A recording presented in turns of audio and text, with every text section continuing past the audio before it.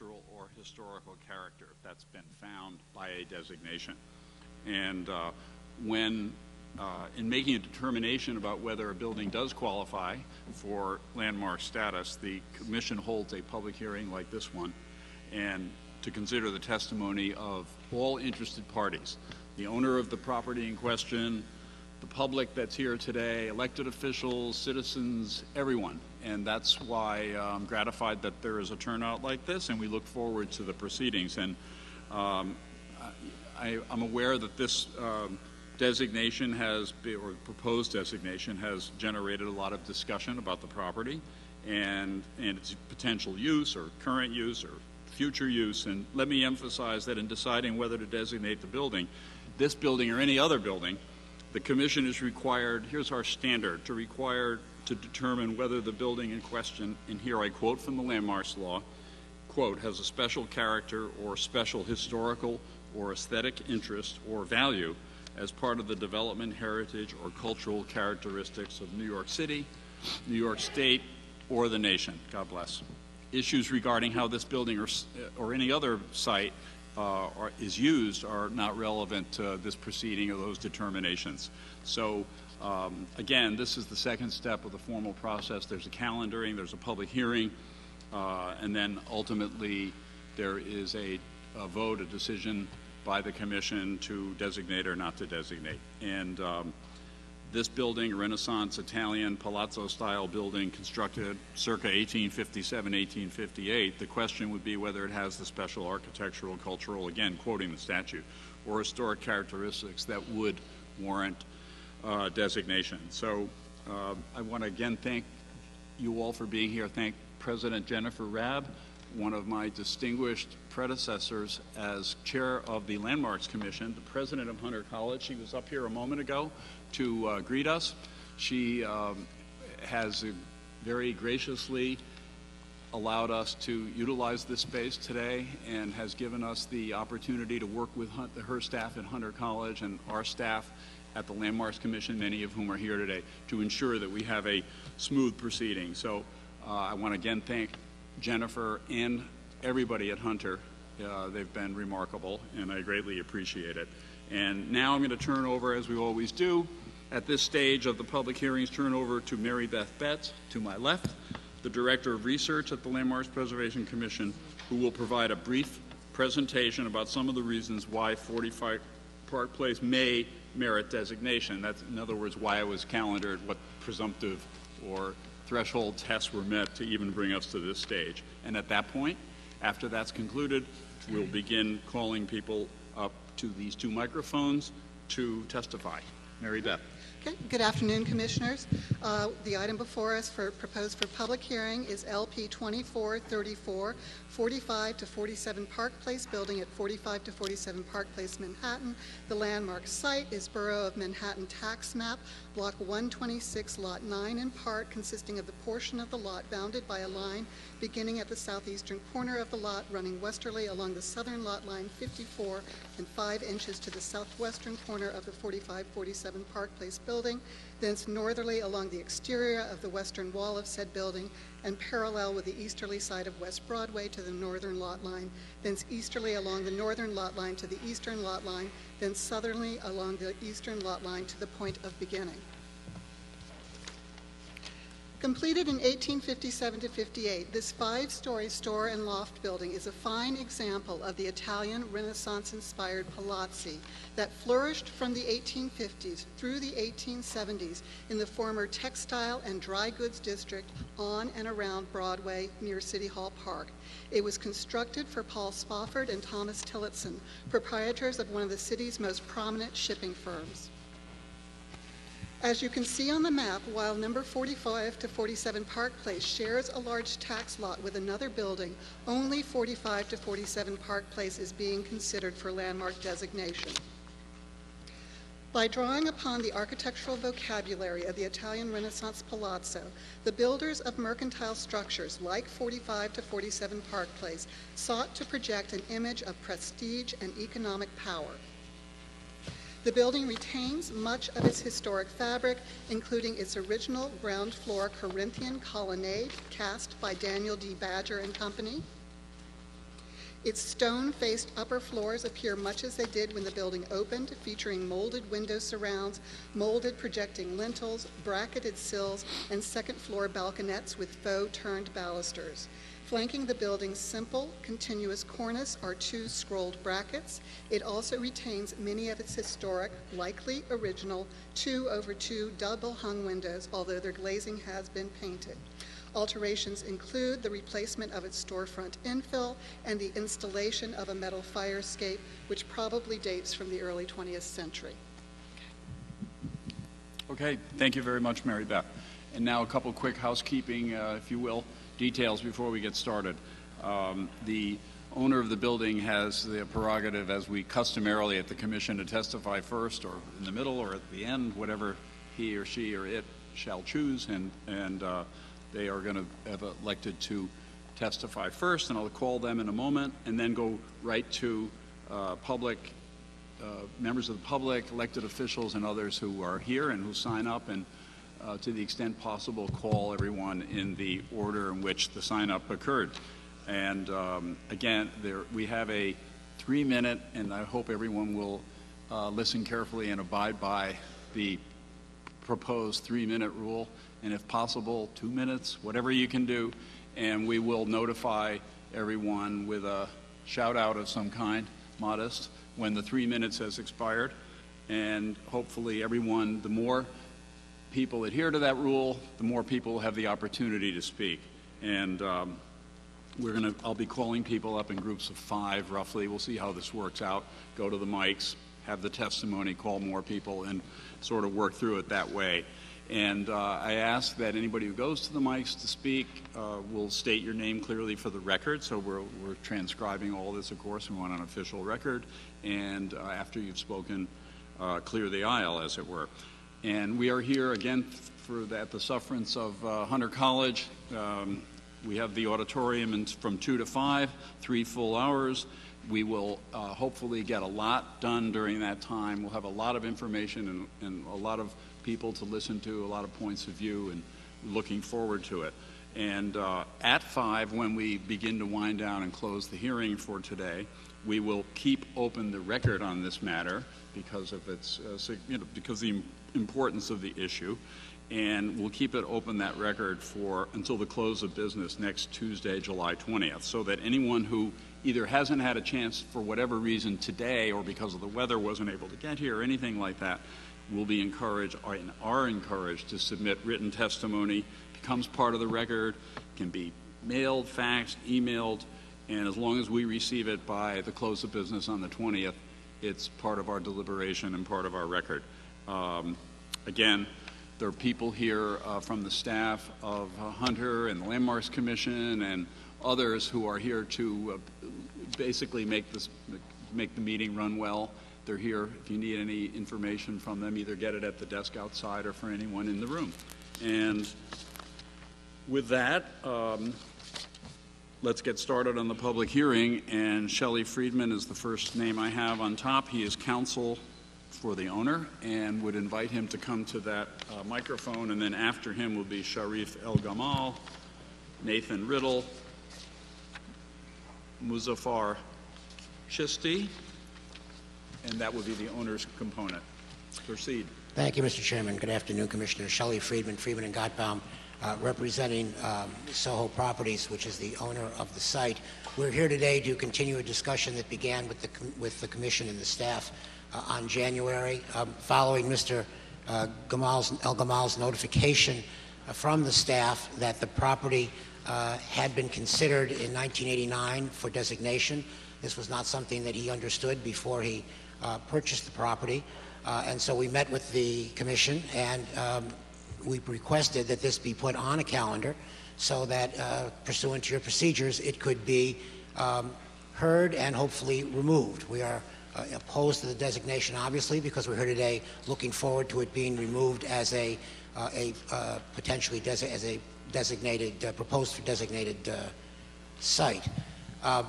You will hear from Mr. El-Gamal shortly. You'll also hear from Nathan Riddle from AKRF, who has prepared the material that you have, hopefully that you have in front of you.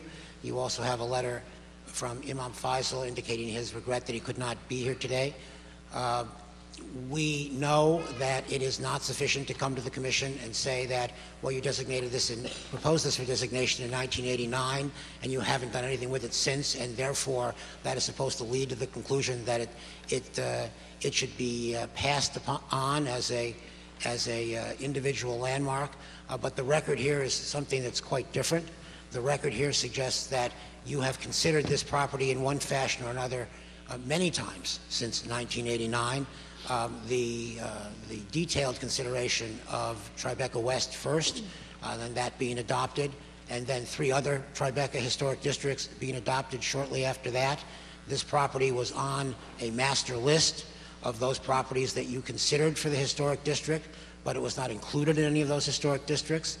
The Commission then broke out, I think, somewhere around 25 individual properties that did not make the historic districts and considered those as individual landmarks, and this property was not among those selected for that list as well.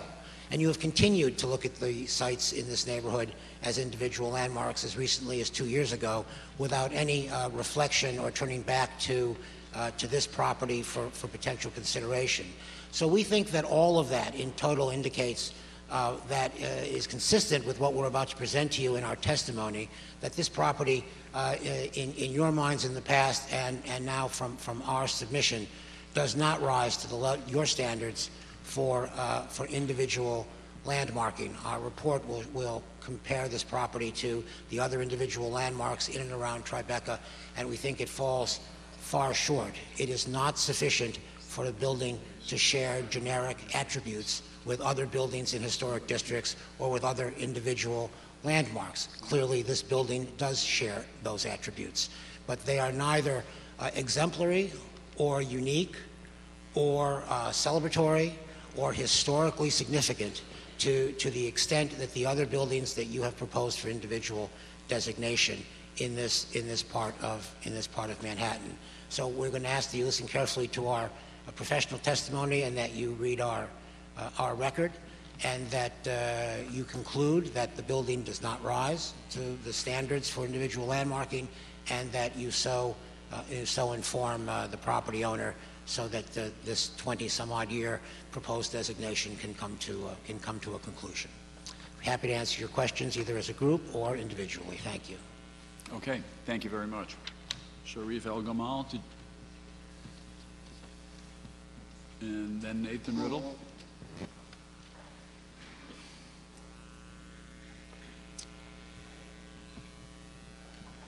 Good afternoon, dear honorable members of the panel.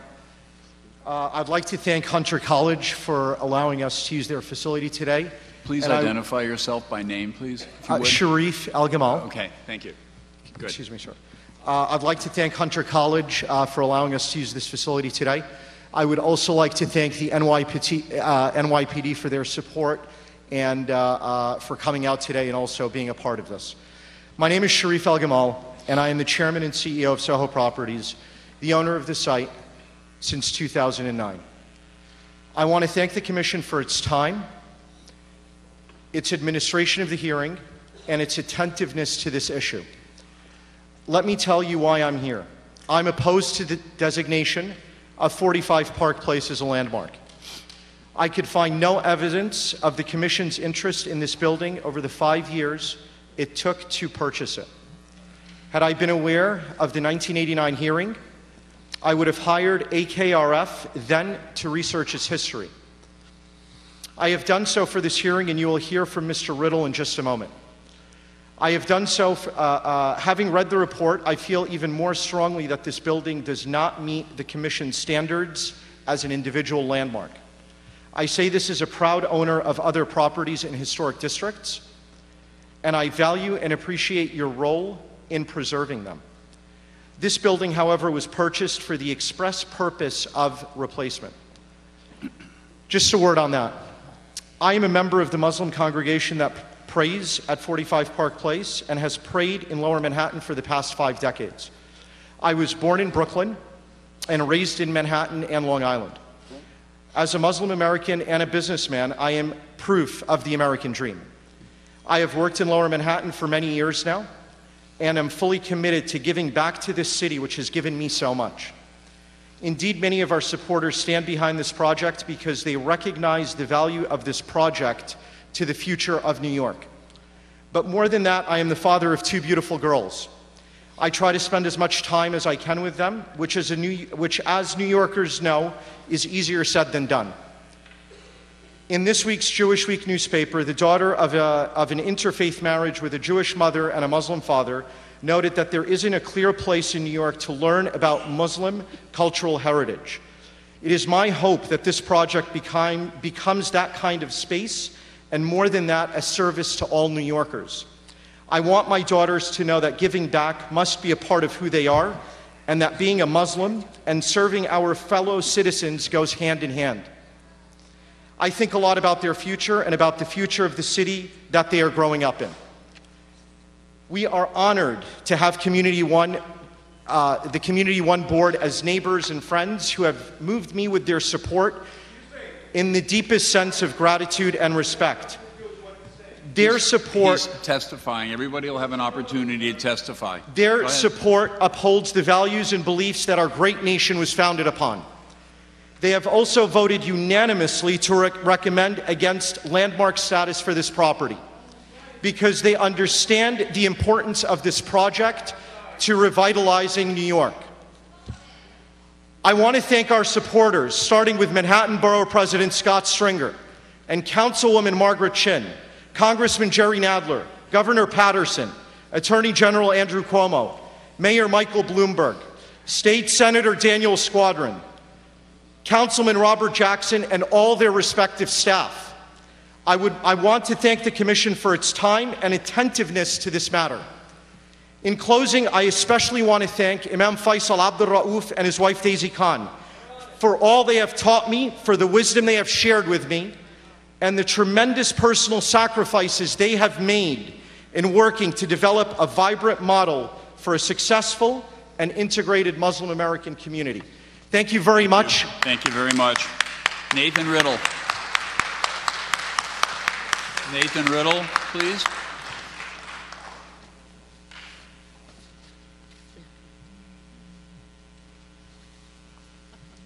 Remind you of the 3-minute rule, please. Good afternoon, Commissioners. My name is Nathan Riddle. I'm an historian at AKRF, an environmental consulting firm. AKRF was retained to prepare a narrative history of the property at 4547 Park Place and to assess its significance in architectural, historical, and contextual terms in comparison with similar buildings located within designated historic districts and similar buildings that have been designated as individual landmarks. Our report has been submitted to the Commission.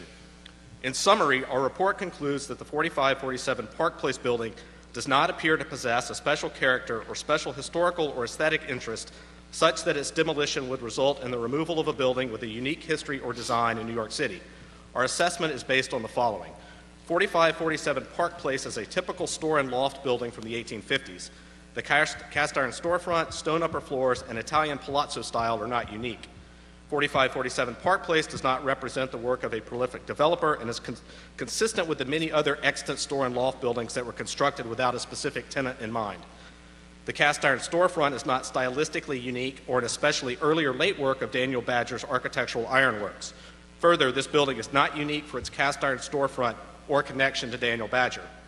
In general, the individual landmarks reviewed that have some similarities to the 4547 Park Place building, size, type, style, and or age, have some element of significance that is not relevant to 4547 Park Place. These include significant architect, excellent examples of full cast iron facades, uniqueness in terms of survival within a geographic location, such as on Broadway or in the financial district, and unique and innovative designs. 4547 Park Place is located on the side streets west of Broadway, where a number of store and loft buildings from this era have been preserved. It is not an exceptional or important example of the Italian palazzo style and was designed in the style typical for its date of construction. It has no design elements that are unusual for its period and does not include any extraordinary surviving decorative ornament. It does not have any innovative design or construction elements and was not influential in the design of subsequent buildings. It has not continuously housed any particular type of business, and it is not known to have historical significance related to a person or event. Special consideration was given in our report to the buildings at 2325 Park Place, which were recently designated as landmarks and appear to have similar architectural and historical characteristics as 4547 Park Place. However, the facade of 4547 Park Place is much more simple than that of 2325 Park Place and does not have the hierarchy of window ornament called out in the findings and designation of those buildings. Further, the cornices on 2325 Park Place are significantly more detailed than the simply molded cornices at 4547 Park Place. 2325 Park Place was also built for the dry goods firm that originally occupied it, who were located there from 1857 to 1865. This makes the 4547 Park Place building a more mundane commercial building where the property appears to have been built as a profitable rental property leased to a variety of commercial tenants rather than a headquarters for a prestigious commercial firm. Okay, concluded. Thank you. Muzaffar Chisti or Kisti? Chisti. However, forgive me for the pronunciation. And then 5 more names. I'll call them now so you can get ready, please, if you indulge me for a moment. Joan Romanelli, Barbara Paolucci, Jack Lester. Maybe you can line up on that mic if you don't mind. Sam Numberg. Okay? Please proceed on over here. Thank you very much, Mr. Chairman and members of the Commission. My name is Muzaffar Chishti. I am a lawyer, and I direct... Excuse me one moment, please. There's another mic here if people want to... Either way, I'll call the names as I read them out. So whatever's convenient for you. Please, proceed. Thank you again, Mr. Chairman and members of the Commission. My name is Muzaffar Chishti. I'm a lawyer, and I direct the Migration Policy Institute at NYU School of Law. It's unfortunate that Imam Faisal could not be with us this afternoon. You will get it painfully aware that I'm a very poor substitute for him. But I speak as someone who has watched him with admiration as he has led and nurtured more than one generation of Muslim Americans use the Farah Mosque in Lower Manhattan as a place of worship and reflection for more than a quarter century. During this time, we have seen the place of worship as an evolving picture of Muslim Americans today. It attracts immigrants to those whose parents are born in the United States as second-generation Americans. It encompasses the entire spectrum of Muslim Americans today, from bankers to lawyers to academics and students. The second point I want to make quickly is to speak about the importance of the interfaith component of the Cordoba House. I speak here first as a professional who studies the diversity of our country. Interfaith dialogue is a compelling national interest today with huge foreign policy implications. I also speak as a member of an interfaith family. I happen to be married to a Jewish woman who was born in New York. We have 2 daughters who are proud to consider themselves both Jewish and Muslim. And there are many places in New York where they can go to learn about their Jewish heritage. But wouldn't it be great if there's a place where kids like them, and there are many of them in New York today, who can come and not meet each other just as Muslims or as Jews or as Christians, but as simply as kids, and share their experiences, their stories, and their common culture. I do believe that Cordoba House could be a place like that. Thank you. Okay, thank you. Joan Romanelli. I guess I'm operating under a misconception. I thought that we were coming here to discuss the landmark status of 4547 Park Place. Proceed. I will now have to change what I was saying. I was prepared to discuss the Italian Romanesque palazzo-style building. Thank you. Yes. That was to be granted landmark status in '89. My question is, why are we waiting 21 years later to discover whether or not this building has landmark status? 311 Broadway, which is the same kind of building, was granted landmark status in 2010. Why was this building not given landmark status at that time, when, in fact, it was said that there were very few Italian palazzo-style buildings that existed? So why do one and not the other is my question. I'm neither a lawyer nor am I an architect, but I want to know why Mayor Bloomberg is against granting this building landmark status. I have never heard Mayor Bloomberg say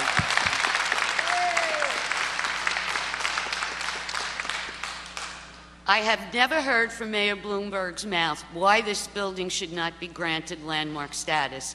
I speak before you as a concerned citizen of New York who cares about our historical history, I am not here to discuss anything else. A mosque can be built where a mosque wants to be built. There are plenty of them. That's not the issue for today's meeting. And I hope that you will only allow people to speak about landmark preservation for this building, because that is the point of this meeting. Thank you very much. Thank you very much. Barbara Paolucci.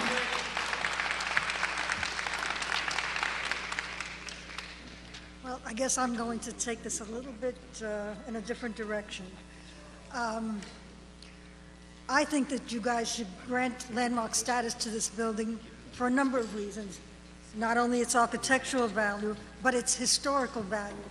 The landing gear from one of the planes from 9/11 attack crashed into that building, went through the roof and down into the basement, and that should be a museum. That building should be declared a museum. I've asked your... Proceed. I've asked your people when we were waiting outside, how do we get 9/11 area, Ground Zero, declared a historic district? And this building should be part of that. The entire area needs to be created as a historic district. You could take Tribeca South Extension and expand upon that and rename it, right? Or create just a whole new one, but it needs to be addressed. I think it's very important. This commission is the only hope that that area has to have it preserved. And that's the most notorious attack on American soil ever. We don't know today if there are parts of human remains in that building or any of the others. All right? Thank you.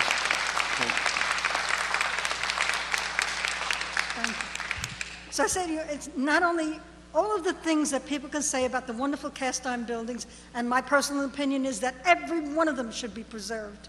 Every one of them. They're unique. They're a special group of buildings that are never going to be built again. All right? Why lose any of them? All right? And I hate to contradict people, but the gentleman that was here before talking about it has to be unique. It doesn't have to be a one of a kind in order to get landmark protection, right? It's a cast iron building. It's over 150 years old. It has a very long history. I don't have to tell everybody. Everybody's gone to the Historical Society and to you guys and tried to find out as much as we could about the history of the building to make presentations here. I was told today, you guys know more than anybody else about its history. So I don't have to bring that up. But again, I say to you, not all cast iron buildings should be preserved. And I would ask you to consider that. And this building is part of that group. Thank you. And this building in particular should be turned into a museum, a monument to 9/11, so that nobody forgets. Thank you very much. Jack Lester.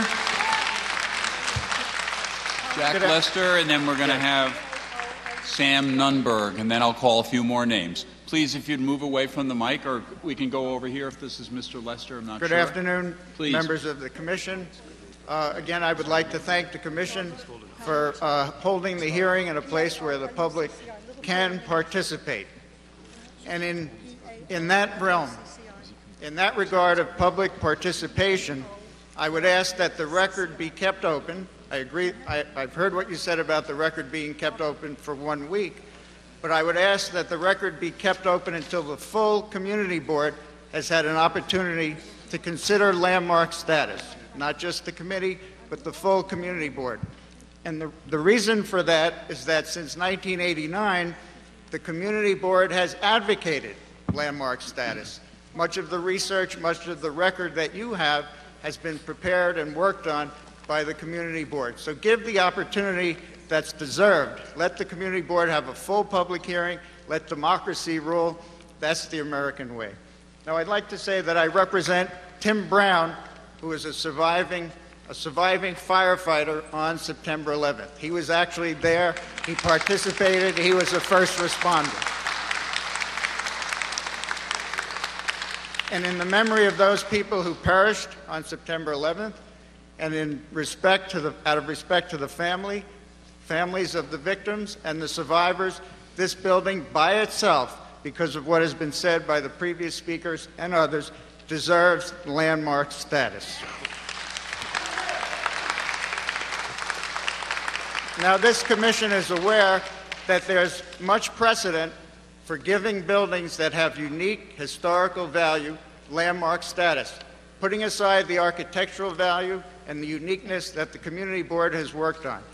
There is much precedent. For example, the Triangle Shirtwaist Factory building was granted landmark status because of the fire that occurred there. That was part of the historical fabric of this city.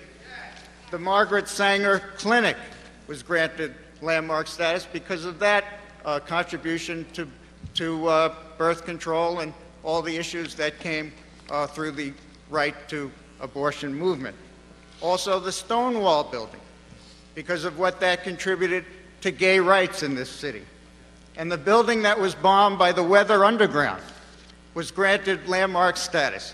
If that building could be granted landmark status, why this building, which was directly impacted by the most momentous event in the post-World War II generation of this city, this building deserves consideration on historical merit. But even putting aside that, there are 22,000 landmark buildings in this city. Fully 6% of those buildings have been granted landmark status on historical events alone. And what is more important to the social, historical fabric of this city, cultural fabric of this city, than what occurred on September 11th? Thank you very much.